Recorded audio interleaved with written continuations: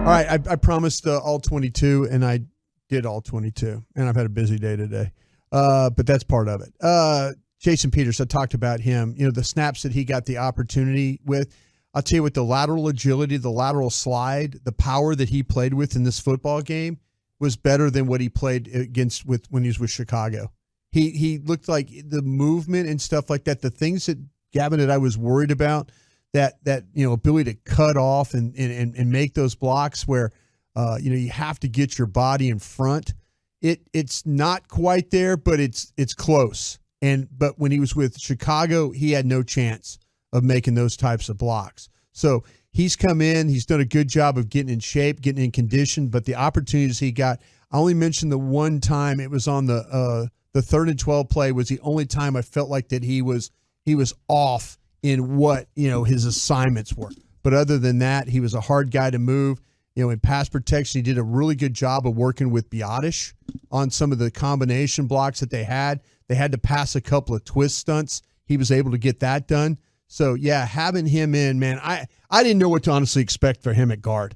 I really, really didn't. But for the first time out of the blocks, it looked pretty darn good for him. Do you think they ramp up to 4 series next week? Are we going to full games soon? Yeah, I did Cowboys. I did the Cowboys break this morning, and Nick Eatman after the game talked to him, and he was telling Nick, "This is my preseason game. This game against the Giants is my preseason game." Okay. So he's feeling like, and now maybe they're telling him, okay, we're gonna like you said, ramp it up, and each week you're gonna get a little bit more opportunity to maybe where you have a starter out of it. It's exciting. Yeah, he's got to be. I mean, he's better than Farniok by a mile. He's definitely better one than Farniok. play. That's all you need to know. And you know what? McGovern is versatile where you can use him in a bunch of different roles and as your fullback guy, as an added blocker. And I think Peters, we've talked about it. I just love the idea of having him next to Tyler Smith and how much better that can help him. Agreed.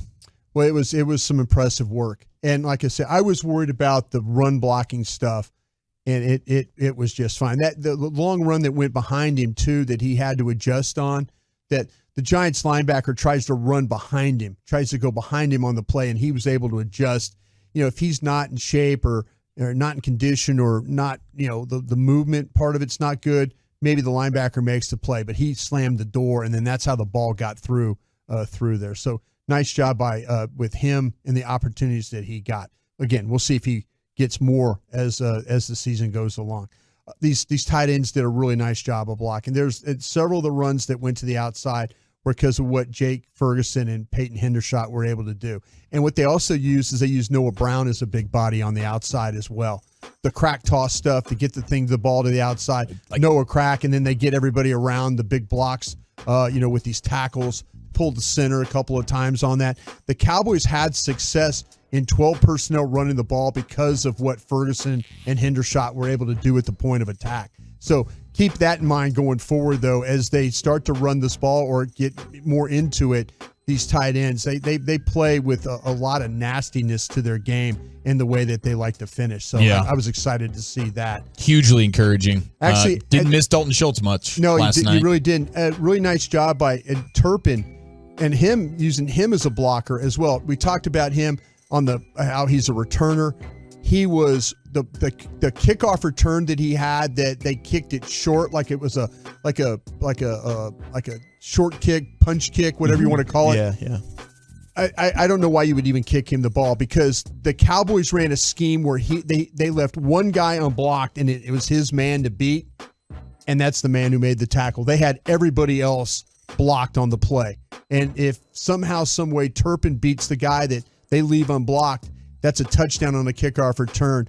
The punt return stuff was a great thing too as well. And that was when you look at how that set up, that was when with Bell, the backup safety, had a key block on this punt return that the punter made the tackle. Bell had a block that sprung that thing. So Cowboys special teams doing a pretty nice job on that as well.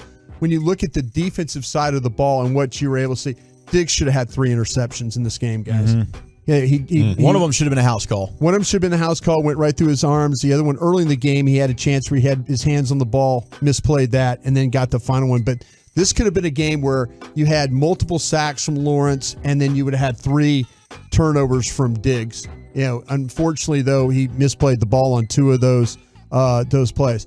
Donovan Wilson ended up this game with 11 tackles. He could have had 15 tackles. He missed 4 tackles for sure. But overall, the way he played, the physicality, the blitzing that they brought him, this guy's got a feel for how to rush the passer. And now you're starting to add guys to like the rush game when you're talking about Lawrence. You're talking about Armstrong. They brought Barr one time. Barr just destroyed. Barr doesn't have the quickness of the power, or excuse me, the quickness that he once had, or that burst. But what he has is he's got the power. By the way, I think it was a BS call on his holding thing. When you watched it on the tape of the end zone copy, he doesn't grab. I thought he grabbed Barkley. His hand wasn't even close. I was expecting jersey, tug, move, hand. None of that. That was a bad phantom call right there. He got beat on the play. Barkley dropped the ball. It should have been Dallas's ball on a punt, but then that holding part of it got called. With Lawrence, that was more about with him and the pass rush and stuff like that. That was just him one-on-one winning against his guy. The tackle there, no chance. He whipped Evan Neal several times. Evan Neal, like it was like he was still a couple of different times.